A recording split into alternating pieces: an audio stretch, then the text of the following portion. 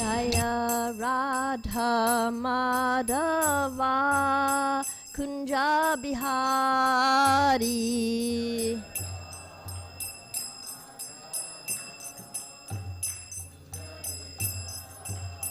Jaya Radha Madhava Kunja Bihari.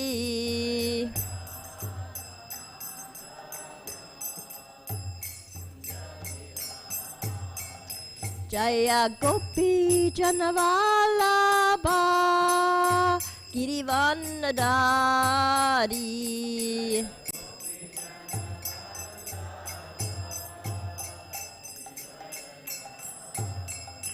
Jaya Gopi Janavalabha Girivanadari.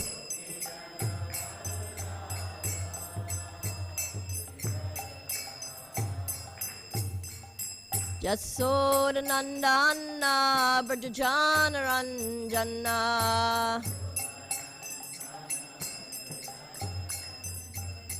Yasodanandana Brajajana Ranjana.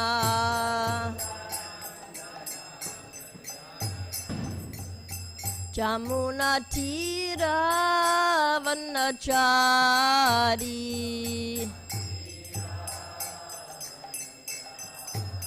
Jamuna Tira Vanachari.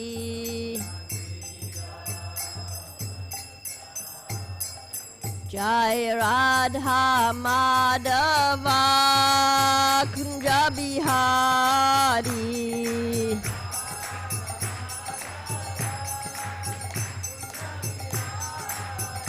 Jaya Radha Madhava Kunja Bihari.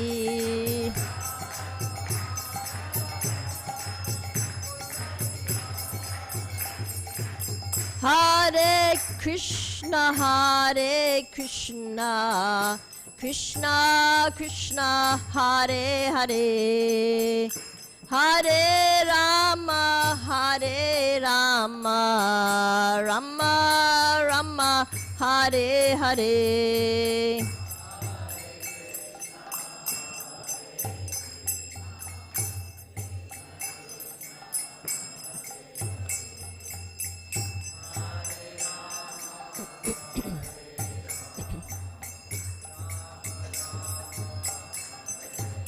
Hare Krishna, Hare Krishna, Krishna Krishna, Hare Hare, Hare Rama, Hare Rama, Rama Rama, Hare Hare.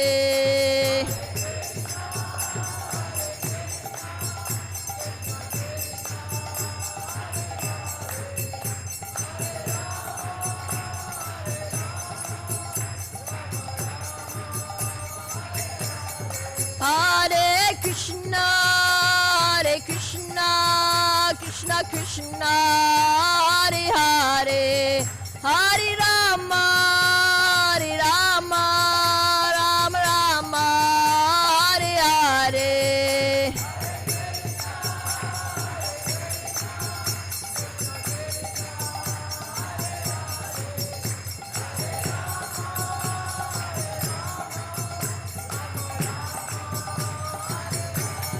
Jaya Prabhupada, Prabhupada, Prabhupada, Jaya Prabhupada.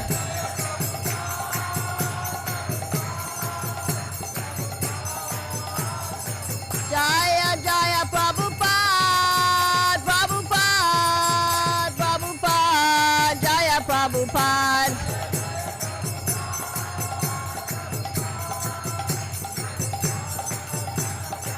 Jaya Jaya Gurudev, Gurudev, Gurudev, Jaya Gurudev.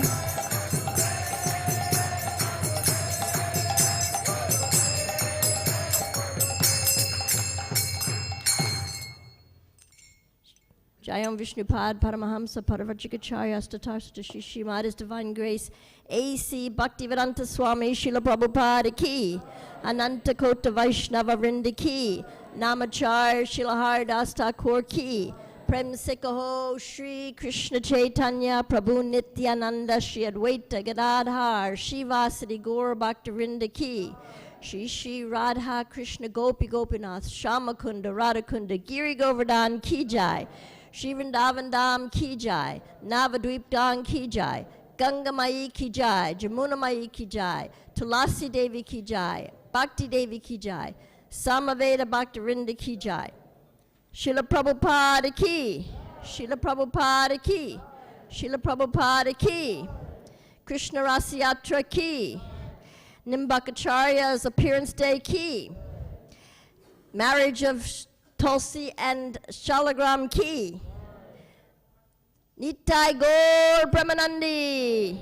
All glories to the assembled devotees. All glories to the assembled devotees. All glories to the assembled devotees. All glories to the lotus feet of Shri Guru and Gauranga.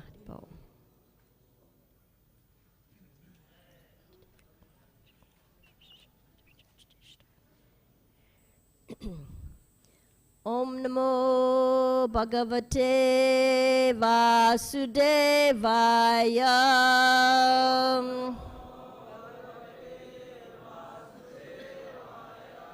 Om Namo Bhagavate Vasudevaya.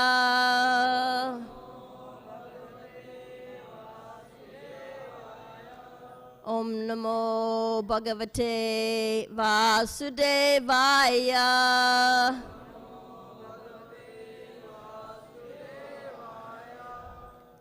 So today we're reading from the Srimad Bhagavatam, 6th canto,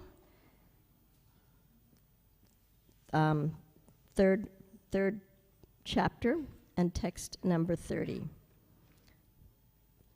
So we're going to do the word for word. We do everything, right? Yasmin yato yena cha yasya yasmai.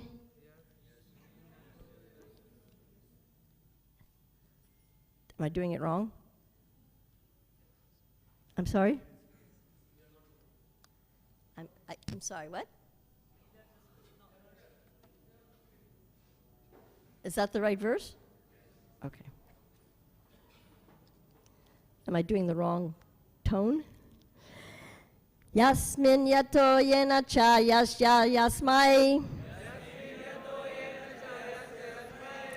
Yadyo yata kurute karate cha. Paravarisam paramam prasidam. Tad Brahma tad detur ananyad ekam.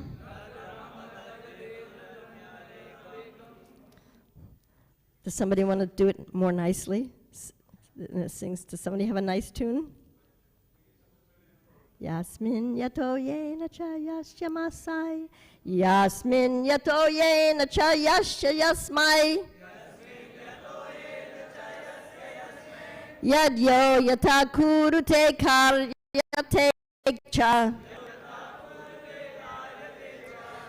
Paravarasam paramam prasidam. Tad Brahma tad detur ananyad ekam. Would someone like to say the verse? Does anybody want to say the verse? Yasmin yato yaina yasya yasmai. Yadyo yate kurute ya cha cha. Paravedasam paramam prasidam. At Brahma tade turanyadikam. Yasyaya yena cha yasya yasmai. Yadyo yata kurute charyate cha.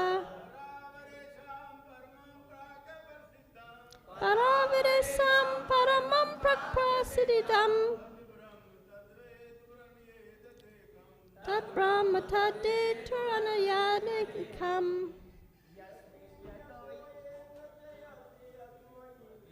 Minyato yena chayascha yasmai. Yadyo yatakurte karate cha. Paravidesam paramam praprasitam. Tad Brahma tad ye turanayadikam. Yasmin yato yena yasya yasmai. Yadyo yate kurute chalyata cha. Paravaresam paramam prakrasitam. Tad Brahma tade. Any ladies would like to say the verse?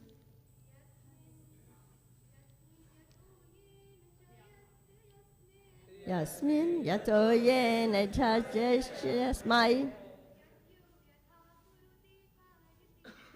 Yadyo yate kurute karyate cha. Paravidesam paramam prakrasitam. Tad Brahma tade turananyadekam. One more lady? Okay, we'll do the verse one by one, word for word. Yasmin, in whom the Supreme Personality of Godhead, or the supreme place of repose,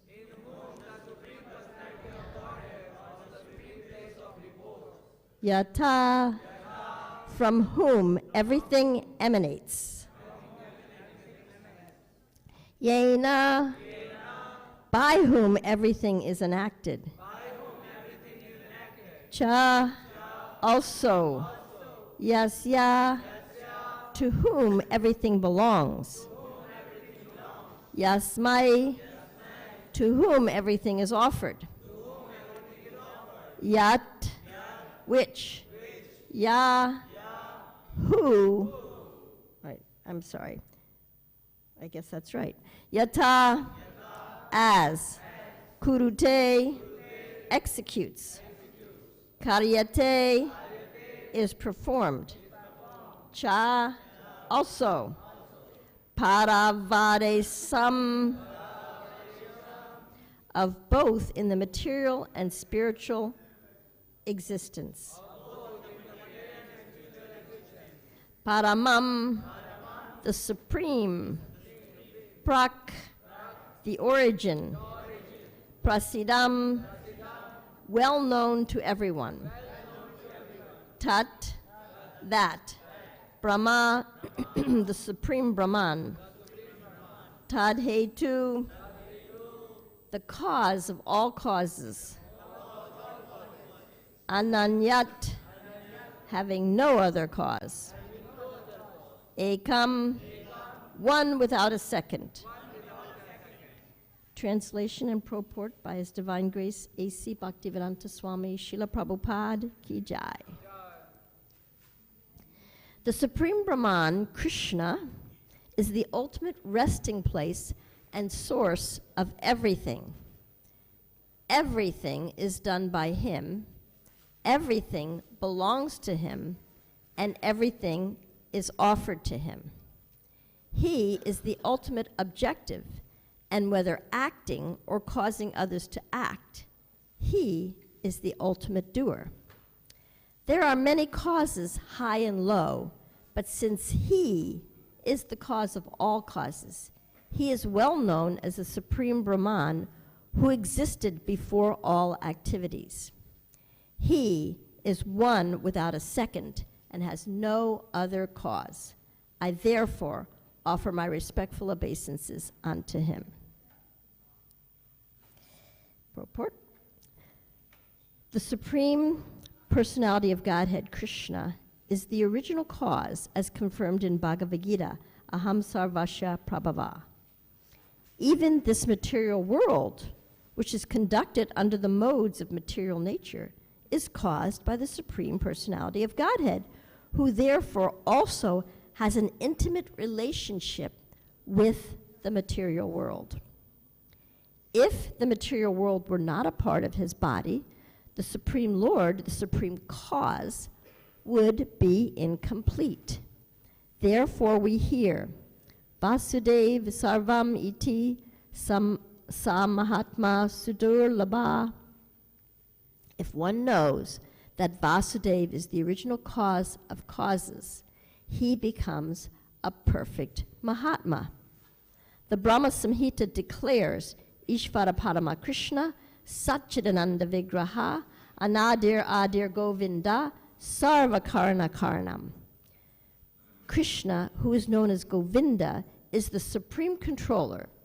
He has an eternal blissful spiritual body. He is the origin of all. He has no other origin, for he is the prime cause of all causes. The Supreme Brahman, Tad Brahma, is the cause of all causes, but he has no cause. Anadir Adir Govinda, Sarva Karana Karanam. Govinda, Krishna, is the original cause of all causes, but he has no cause for his appearance as Govinda. Govinda expands in multifarious forms, but nevertheless, they are one. As confirmed by Madhavacharya, Ananya Sardrishab Havad Eko Rupab Jabhetata.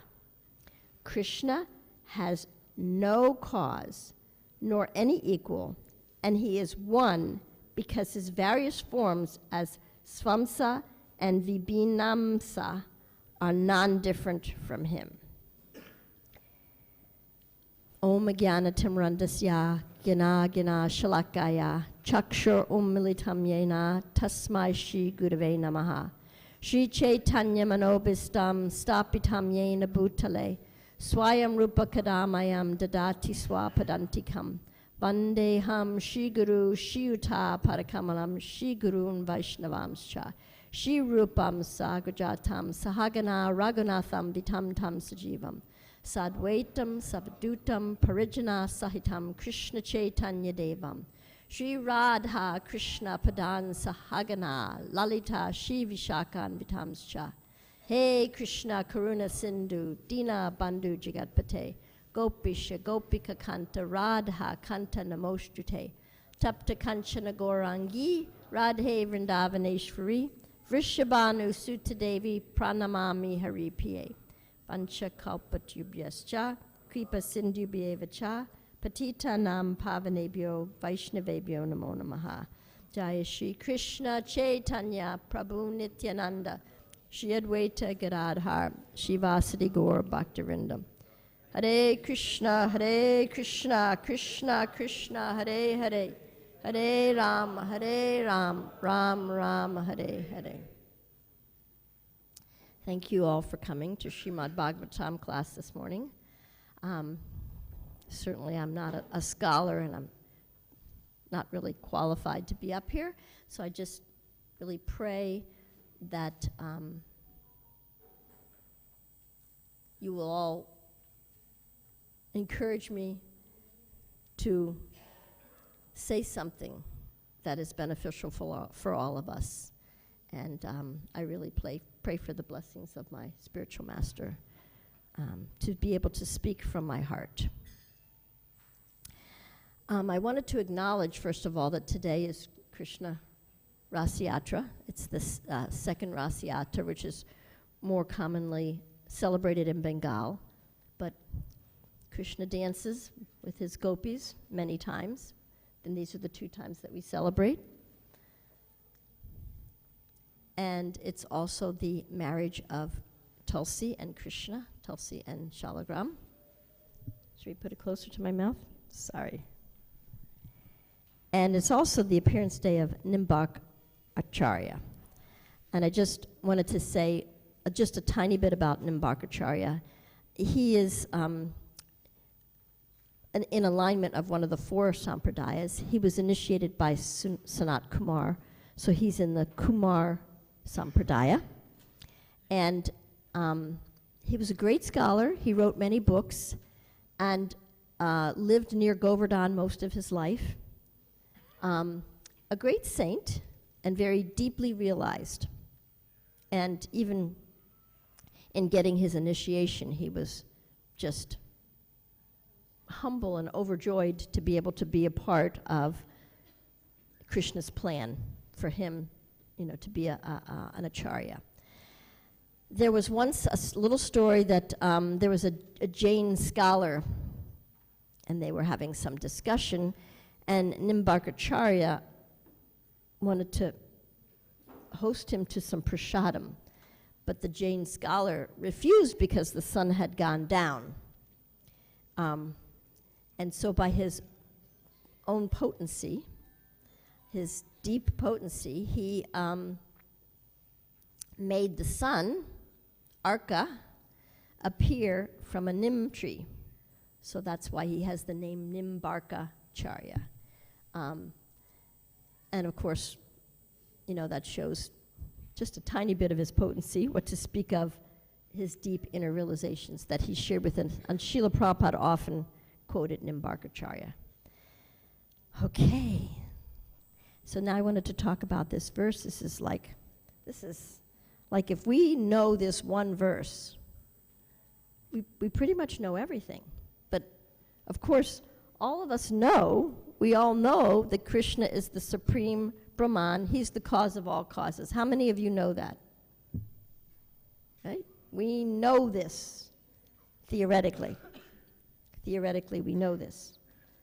And here it says that if one knows this, if one knows that Vasudeva is the original cause of all causes, he becomes a perfect Mahatma. Okay, so I know Krishna is the supreme cause of all causes. Why aren't I a Mahatma yet? What's going on here? The absolute truth is an open secret. And there are really only three things that we need to know: that Krishna is the supreme cause of all causes. He's the doer of everything, supreme doer. He is the supreme proprietor. Right. Everything belongs to him. Everything is connected to him. And he's our dearmost friend. So we only need to know those three things, and that he's the cause of all causes. We only need to know that, and then we become qualified to become a Mahatma. So what is in the way of us being a Mahatma? Does anybody have any ideas?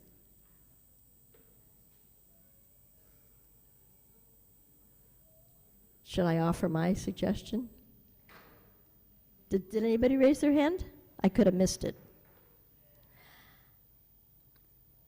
The reason is because somewhere deep inside of us, we have beliefs that actually are opposed to the absolute truth.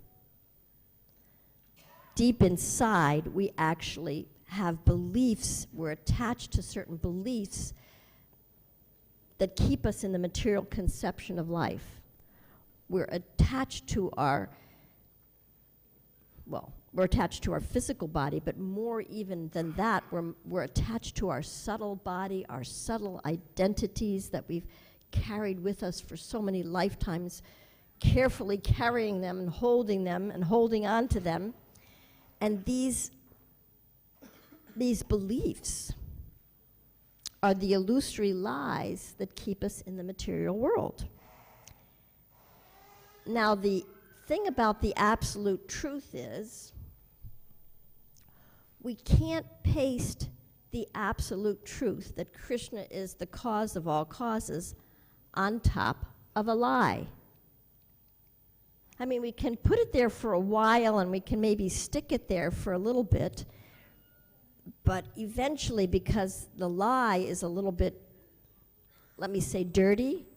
Have you ever tried to stick something to a dirty surface, right? They always say clean the surface before you try to stick something on it. Or before you paint, you're supposed to clean the surface before you paint, right? But we're trying to stick this absolute truth on top of lies that we've held about ourselves. And sometimes we even misconstrue the absolute truth. Like, you know, we often say, oh, this material world is a place of misery, but we often really resist the material world. We really resist the material energy. And we don't understand that it's actually a part of Krishna. Krishna created the material world. I mean, we understand it theoretically. But Krishna created this material energy because he wants us to come back to him. And he made it a place of a certain amount of discomfort, because if he didn't make it uncomfortable, we wouldn't move. We would stay here. That's how powerful the material energy is. And even though we're in the material world and we do experience pain and misery, I mean, how many of you experience it from time to time, once in a while, a little bit of pain and misery? That's why you all became brahmacharis. You're trying to get away from the pain, right? So much distress in the world, and that's why there's all the ladies in the back there so diligently serving Krishna, because we want to get away from the pain. Actually, the pain has a purpose. If there was no pain, we would stay here. That's because we're jivatmas. We're tiny little jivas. And we are influenced one way or the other. So if everything's good, then we're influenced in that way, and then we just think, oh, everything's good, everything's fine.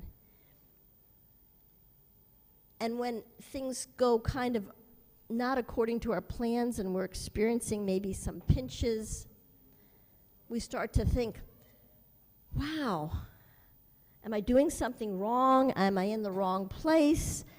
We start to think and reflect, which is what the purpose of this material world is for. It's actually for us to deeply consider and think. We have to go deep inside.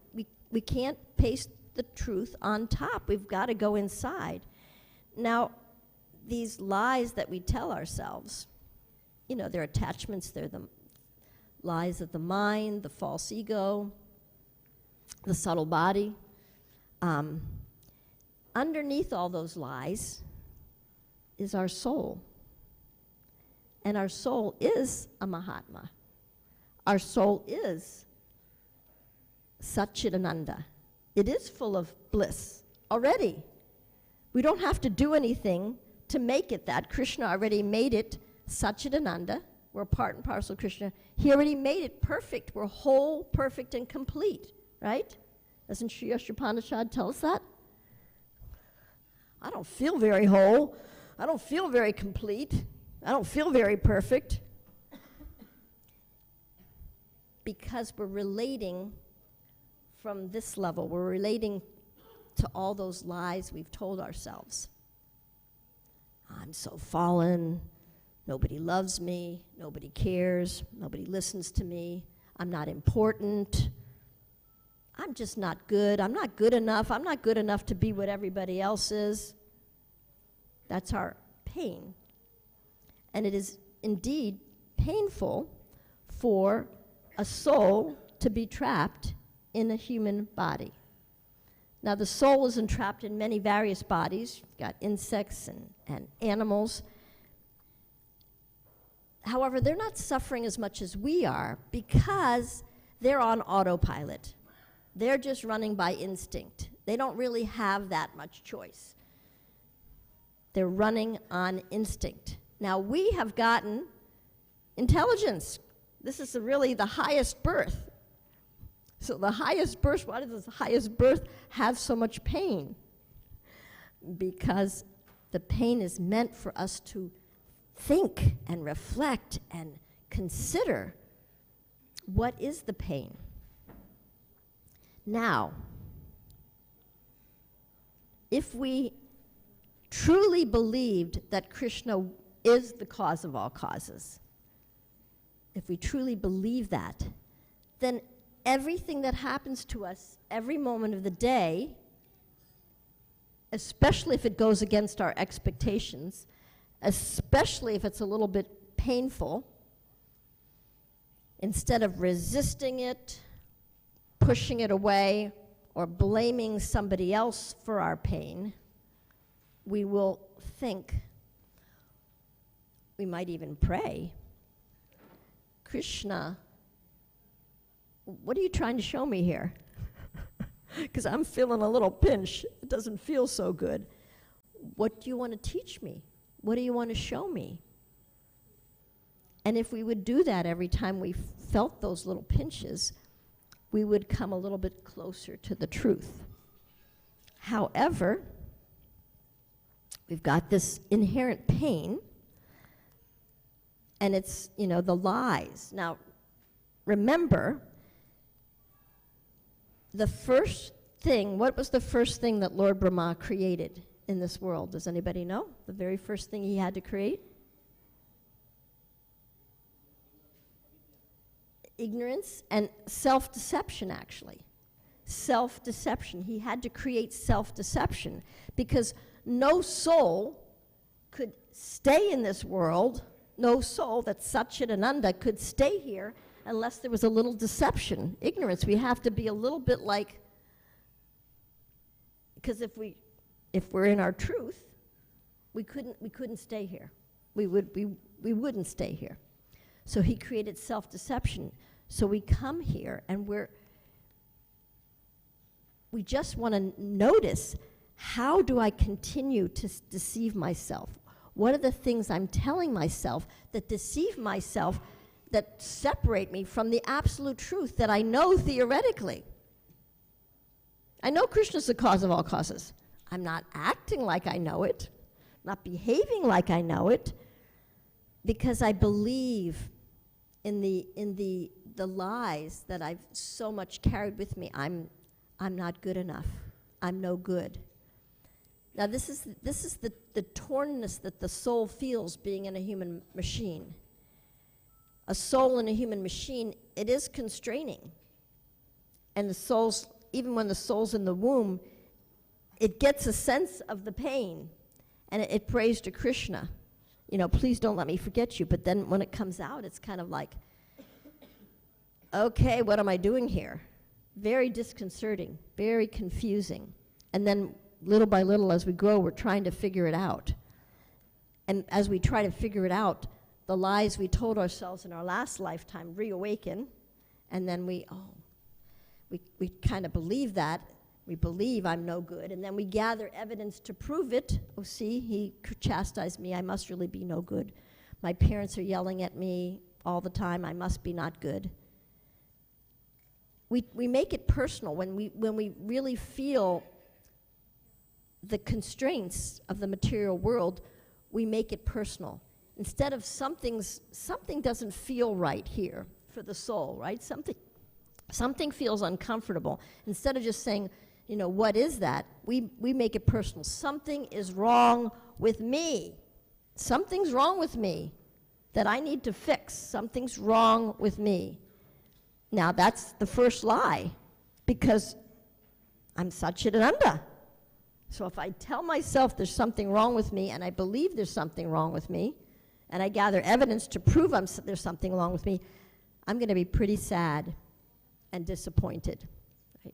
So we can't believe that for very long. So then, in order to deal with that lie, we have to tell ourselves another lie.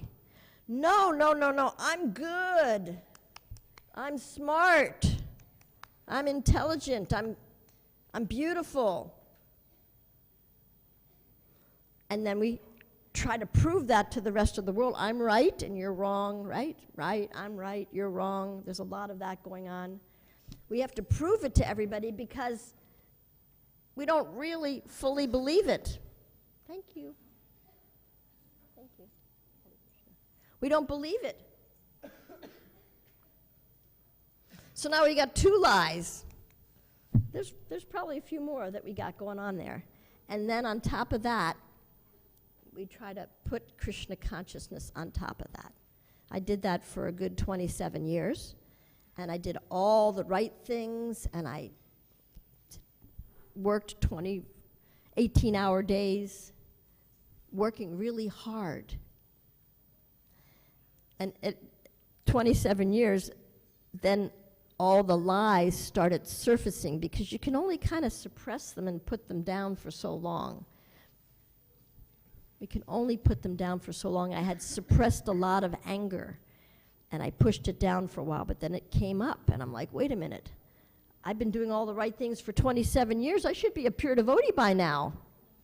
Something like that. You know, I did everything right. Why am I now feeling overwhelmed with anger? I missed a few steps in between. I kind of tried to jump over, because it's not by our endeavors that we attain love of Krishna. Krishna is the cause of all causes. Krishna is the doer. Our endeavors help us, but then Krishna says, no, you're on the wrong track there. I got to wake you up a little bit. And so he kind of wakes us up to maybe some of the lies that we tell ourselves. And then when we wake up to those lies, at first we might feel discouraged or disappointed, but ultimately he's only doing that because he wants us to really get the real truth. I'm here for you every single day. I'm here for you. I'm helping you every day. Even those things that you don't like, that's me. I'm trying to help you. And then you push it away. But then you say, why aren't you answering my prayers? Why aren't you here? Why aren't you making everything work the way I want it to work? Maybe you guys don't do that. I do that sometimes. So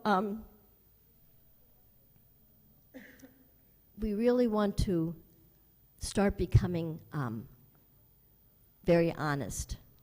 And the more that we're honest with ourselves and the more that we look inside, you know, Krishna's in our heart. He's right there. He's guiding us all the time. So if we just simply even just ask one question to ourselves, when something happens that feels a little uncomfortable, if we just say, nothing's wrong, Krishna has a plan, what do you want to teach me, Krishna? Clue me into the plan, because I'm clueless here. Help me see what it is you want to teach me. And just by saying that prayer, day after day, he'll show us little pieces into the puzzle, and he'll show us where the lies are, and he'll wake us up, because that's what he wants more than what we want. He wants to wake us up. Jeev Jago, Jeev Jago. You're sleeping under these layers, these heavy layers of false conceptions. I want to dissipate the darkness so that the light of your soul can shine. And you all have that light inside of you. Each one of you is a Mahatma, a sage. Every single one of you, all of you, everyone in this room. What keeps you from connecting to Krishna at every single moment and understanding that Krishna is causing every single thing that's happening to you? What's in the way? So if you just are curious,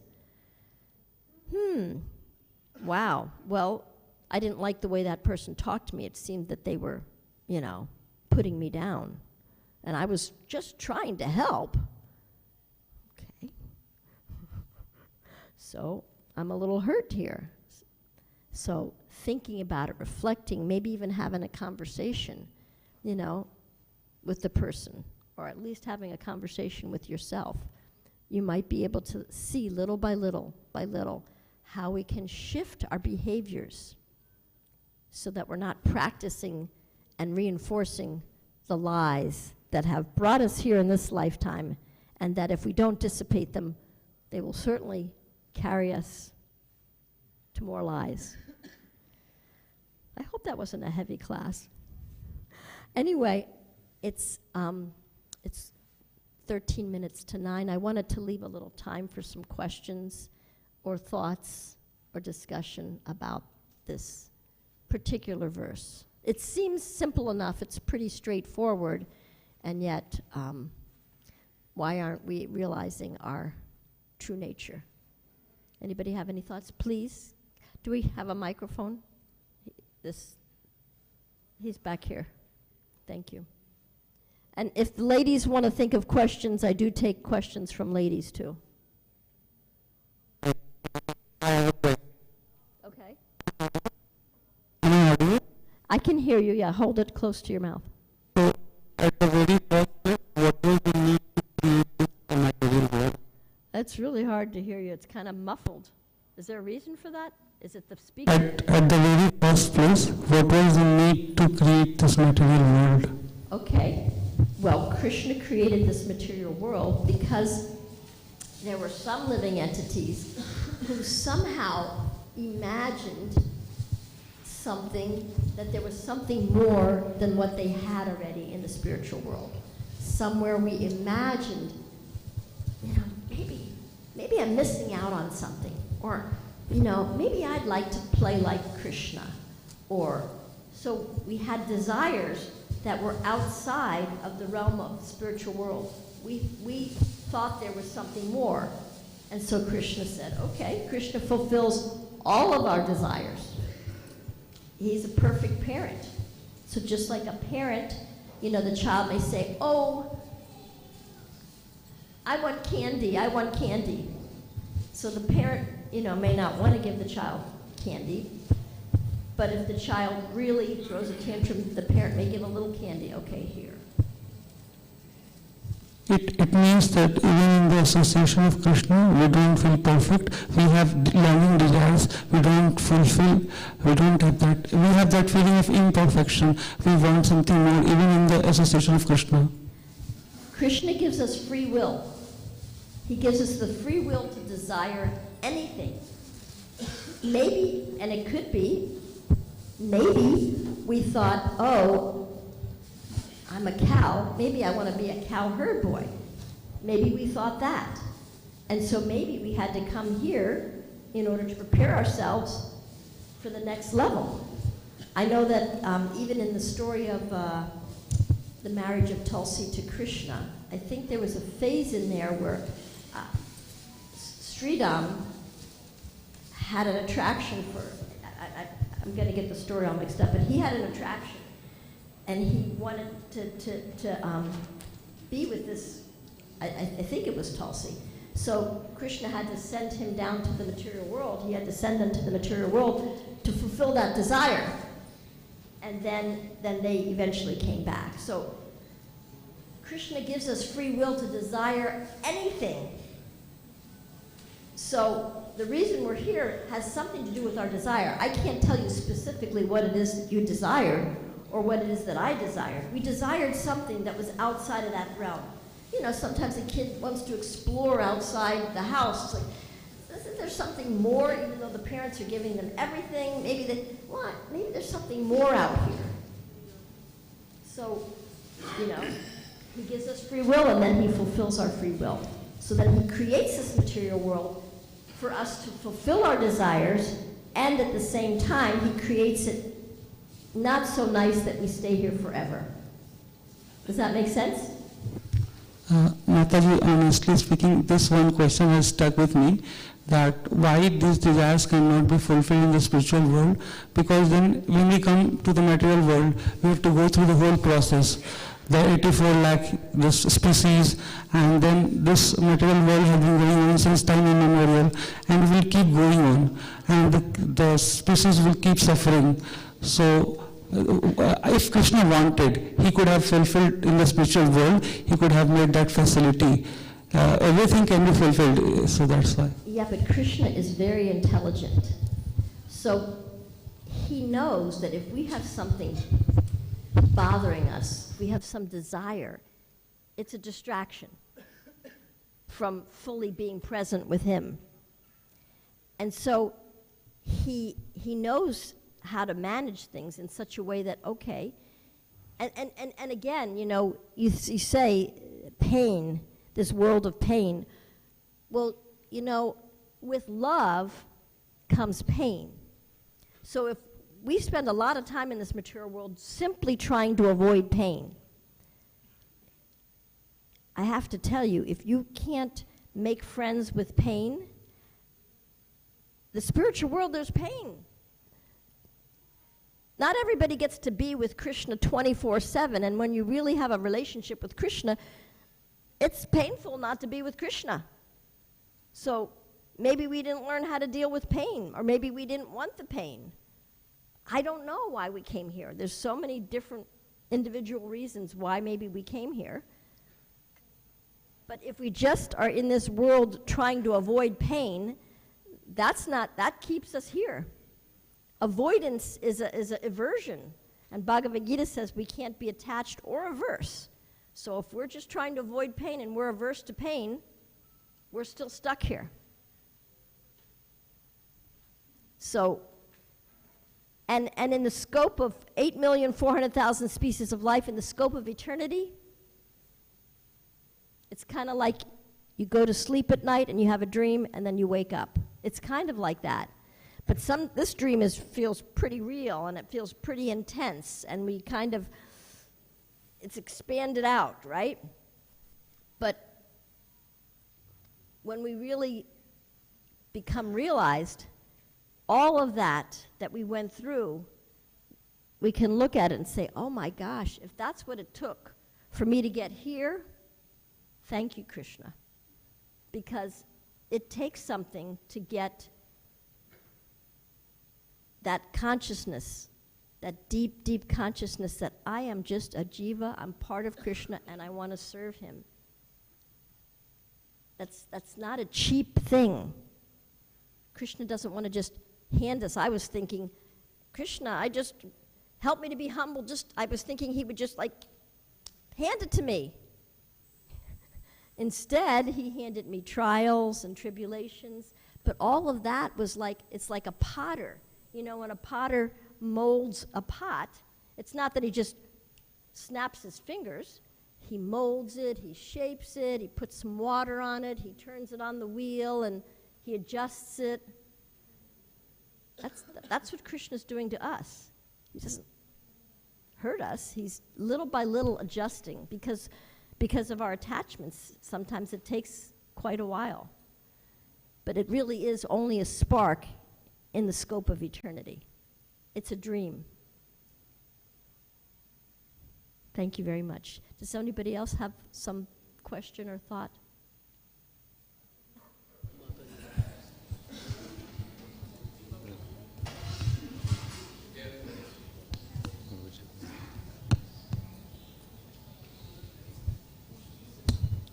Hare Krishna. Thank you very much, Mataji. My question is a little different from the topic. Actually, someone asked me, if your Krishna is very merciful, so why from Corona time so many people died? Why Krishna not saved? So what will be your answer? So could someone repeat the question just a little more clearly for me? If Krishna is having people die?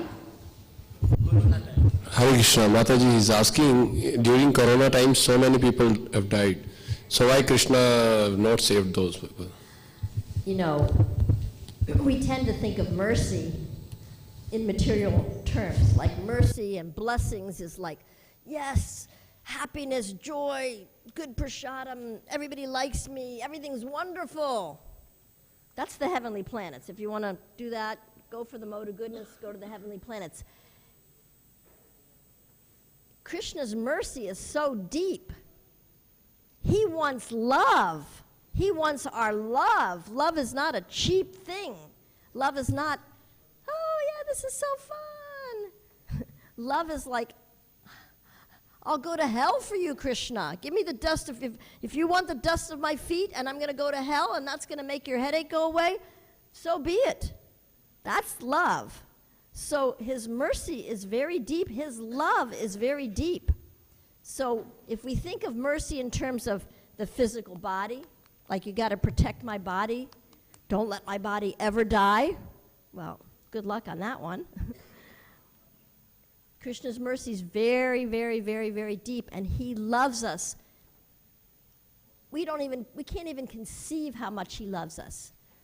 But I can tell you, he is our dearmost friend, and he really does love us. So everything he does to every single individual soul is all out of love. Did I answer your question? Yes, no, maybe? Yes. Okay, thank you. It's 2 minutes to 9. Maybe we have time for one more question. Hare Krishna, Mataji. Yay, we got a lady. My question is that how do we know that, yes, this is what Krishna wants to teach me with this pain? Pains and sufferings are endless, and if I go back and reflect that, oh, perhaps this is what Krishna wanted to teach me. So how do I know if I'm deciphering the right message or speaking another lie to myself? Yes, very, very good question. Well, Krishna will reveal to us, but it might take a couple of trials on our part. So I'll just give an example. Say, just say, for example, maybe a woman is being mistreated by her husband very badly. So she may think, okay, this is Krishna's mercy on me. Krishna's just trying to make me humble. And she may take it and take it and take it and really hurt a lot. There's some point in time, you know, where there's a breaking point where you recognize, like, this isn't working. This is not helping me to be Krishna conscious. I'm becoming more angry. I'm becoming more defensive. I want to fight back. This is not helping me. And then we can really ascertain, Krishna, what can I do next? What is the next thing? Krishna is in our heart. He will give us intelligence. But we may have to go through a few trials and tribulations until we really get clarity, especially on big decisions in life. So we use the good intelligence to the best of our ability at this given point in time, today. This is the best I know how to do. And then maybe tomorrow I'll know something better. So I'll just give you a little example in my life. So for the first 27 years of my life, I just followed the authorities strictly, and we were told to renounce our kids. We put them in the Gurukula, but even myself, I was asked to go out and collect funds. So I left my daughter one daughter when she was 1, my other daughter was 3, and then my son was in the Gurukula, and I left them, and then other parents took care of them. So I left them thinking that this was the good thing to do because I'm following my authorities. Fast forward a bunch of years, and I realized that it was actually traumatizing and devastating for my children. Sometimes in the Gurukula, the children were punished, and their punishment was, you have to sit and chant so many rounds. So can you imagine if japa and the calling out of Krishna's name becomes a punishment? Are you going to have a really nice relationship with chanting? No, it's going to feel like a punishment. That this is what happened. And I didn't realize it for a number of years. But as soon as I really realized, like, oh my gosh, that didn't work, and I really neglected my kids, and I didn't really fully do that duty as a mother, I shifted my trajectory, and I now have a very loving relationship with my adult children who are 40, 45, 44, and 41. But it didn't really start until they were in their 20s. So it took me a while to figure it out, but Krishna will show us little by little, you know, what works and what doesn't work. And we just can only do the best we can do at any given point in time. And then later on, our best may be different. And then later on, our best may be way different. So we just do the best we can, and then just keep asking Krishna to help us, and he will. Thank you for your wonderful questions. Thank you for your time and attention. All glories to Srimad Bhagavatam, all glories to Srila Prabhupada and all the Vaishnavas.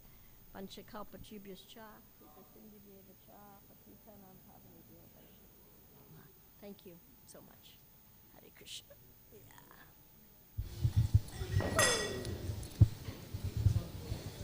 Krishna.